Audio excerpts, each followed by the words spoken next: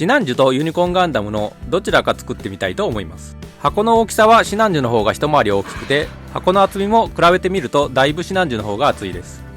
ユニコーンガンダムの方が明らかに作りやすいのではないかと思い、ユニコーンガンダムを作ることにしました。それでは止めてある紐を切って蓋を開けてみます。どちらも再販で購入したのですが、なぜかシナンジュよりも新しく買ってきた方のキットを組み立ててしまいます。ピンク色のサイコフレームの綺麗なパーツがあります。それでは一つずつパーツを見ていきたいと思います。白色の F パーツは2つあります。材質はスチロール樹脂です。2袋目は B パーツです。ピンク色のサイコフレームで ABS 樹脂でできています。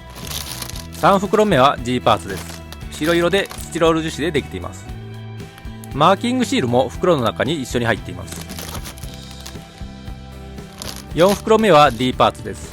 シールドや外装パーツになっています。R2 のパーツも入っていて、どちらもスチロール樹脂です。5袋目は I パーツです。A パーツも一緒に入っていて、どちらも ABS 樹脂です。内部フレームのパーツになっています。6袋目は E パーツです。同じものが2つ入っていて、どちらもスチロール樹脂です。ホワイトの外装パーツになっています。7袋目は P パーツです。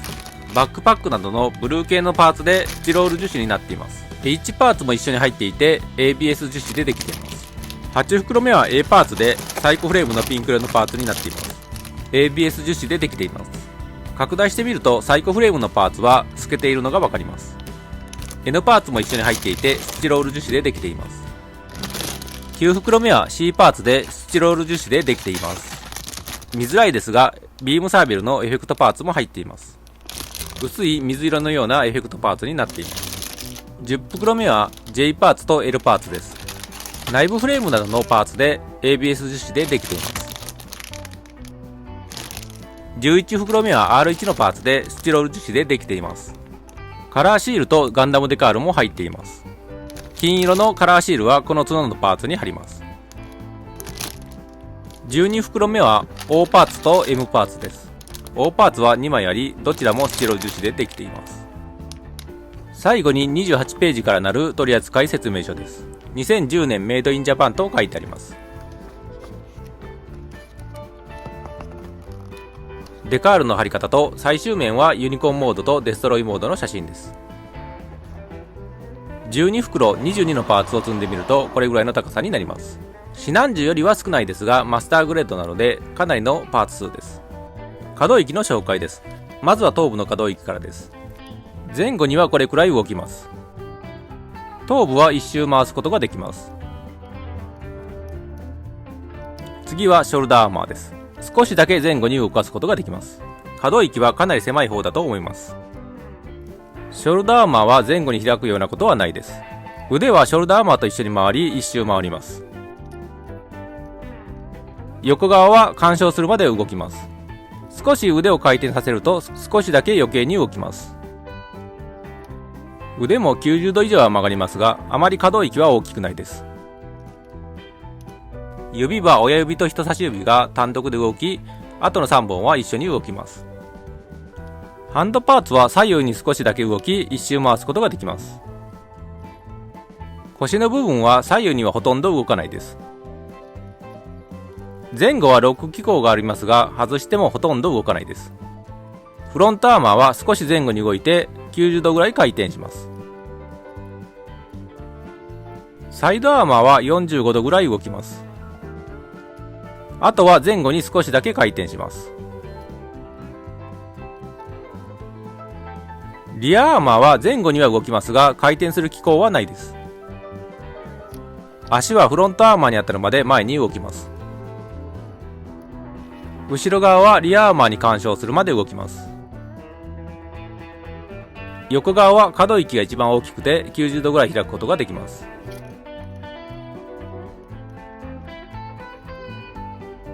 膝は90度ぐらい曲げることができます。足首は前後にこれぐらい動かすことができます。左右に少しだけ動かすことができます。武器のギミックと持たせ方とマウント方法です。まずは手前に引き出してエネルギーパックを差し込みます。一つエネルギーパックが出た状態で後ろ側にスライドさせます。横に向いている部分を畳んでおきます。これでビームマグナムの組み立ては完成です。持たせるにはハンドパーツの突起部分をビームマグナムのグリップ部分に開いてある穴に差し込みます。カチッという音がしてはまるので指を閉じます。これで持たせることができました。持たせた状態で振っても落ちないので保持力はあります。ハイパーバズーカです。この部分は前後に動きます。後ろ側をスライドさせて断層を取り付けます。このような感じでカチッとはまります。最後に方針を引き出します。持たせてみます。ハンドパーツの突起部分をグリップ部分の穴の部分に差し込みます。奥まではめて指を動かします。腕を曲げて肩に担がせてみました。振ってみても全然外れないので保持力はかなりあります。ビームサーベルの持たせ方です。バックパックについている持ち手部分を外します。持ち手部分の穴にエフェクトパーツを差し込みます。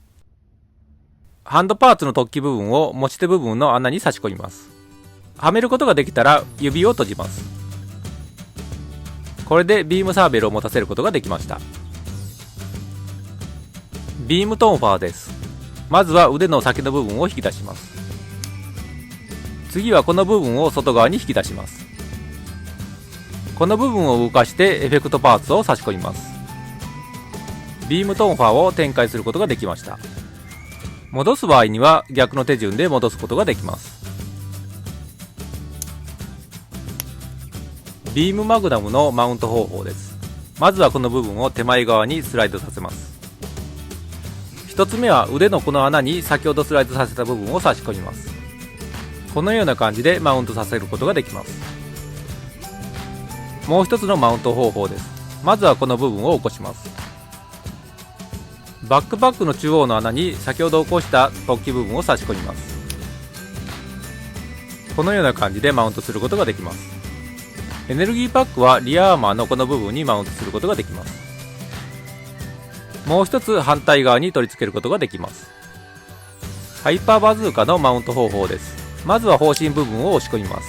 次は断層を外して後ろ側を押し込みます。この部分から突起部分を出します。バックパックに開いてある穴に先ほどの突起部分を差し込みます。これでハイパーバズーカをマウントすることができました。断層はリアアーマーのこの部分にマウントすることができます。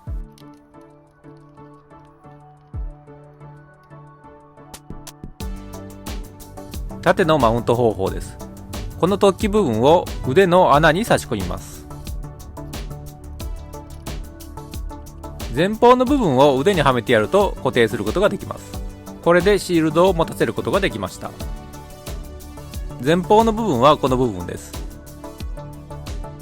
もう一つのマウント方法です。まずはこの部分を90度起こします。この部分を90度動かします。75度ぐらい回転させます。この部分を倒します。バックパックの穴にこの突起部分を差し込みます。縦の取り付けパーツが緩いのでかなりフラフラしています。デストロイモードへの変形方法は別の動画をご覧ください。感想です。デストロイモードへの変形があるので可動域は全体的に少ないと思います。個体差だとは思いますが縦の取り付けパーツが緩くて縦がフラフラします。頭部の角の部分は少し隙間が空きます。あとシールを貼る場合には金色が剥げやすくなります。デストロイモードへの変形が非常にかっこいいので少し気になるところはありますがいいキットだと思います。最後にコクピットハッチの開閉ギミックです。この部分を手前に引き出して上に動かします。コクピット内のバナージを見ることができます。閉じる場合には下に動かして押し込みます。ご視聴ありがとうございました。次回の動画もお楽しみに。